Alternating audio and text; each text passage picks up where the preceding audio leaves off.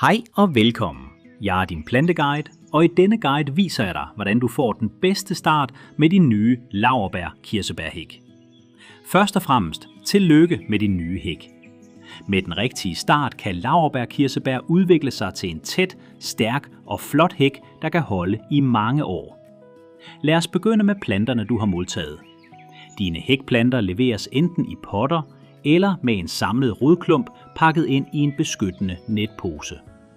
I begge tilfælde er rodsystemet samlet omkring en fast rodklump. Det beskytter rødderne under transport og sikrer, at planten bevarer sin vitalitet, indtil den kommer i jorden. Netposen holder jorden omkring rødderne stabil, så rodklumpen ikke falder fra hinanden under håndtering og plantning. Den bliver siddende omkring rodklumpen og nedbrydes naturligt i jorden over tid. Planter i potter har samme fordel. Her er rodsystemet udviklet i potten og følger med intakt, når planten sættes i jorden. Det betyder, at planterne starter med et stabilt rodsystem og derfor kan etablere sig hurtigere efter plantning. For at få den bedste start anbefales det derfor at plante hækken så hurtigt som muligt efter levering. Hvis du er nødt til at vente en kort periode, kan planterne stilles i skygge og vandes let. Det vigtigste er, at rodklumpen holdes fugtig, så rødderne ikke tørrer ud. Lad os se på selve plantningen. Start med at grave en rende til hækken. Renden skal være bred nok til, at rodklumpen har god plads, og jorden i bunden skal løsnes, så rødderne nemt kan vokse videre ned i jorden. Plantedybden er vigtig.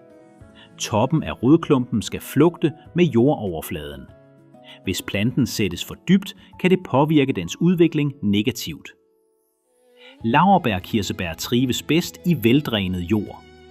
Det betyder, at overskydende vand skal kunne løbe væk, så rødderne ikke står i vand.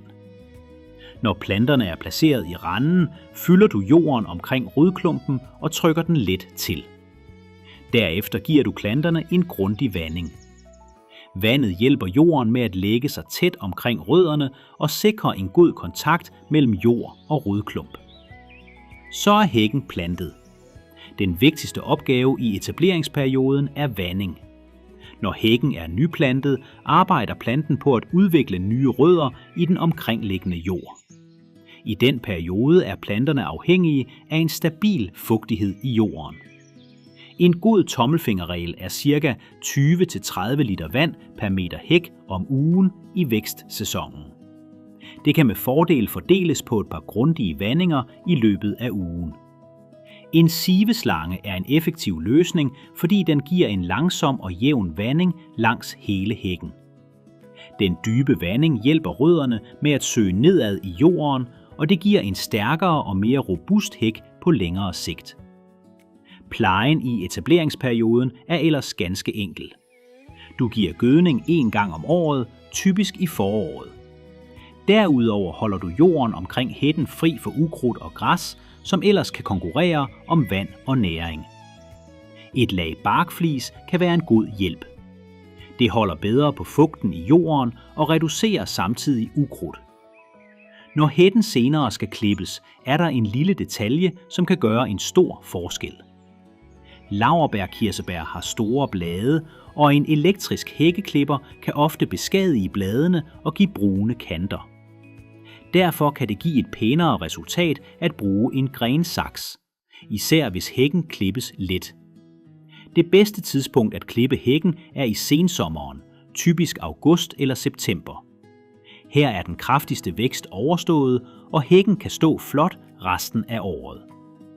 Følger du disse enkle råd, giver du din laurbær-kirsebærhæk de bedste betingelser for at etablere sig og udvikle sig til en tæt og sund hæk. Skulle der opstå spørgsmål undervejs, er der altid hjælp at hente. Rigtig god fornøjelse med din nye hæk.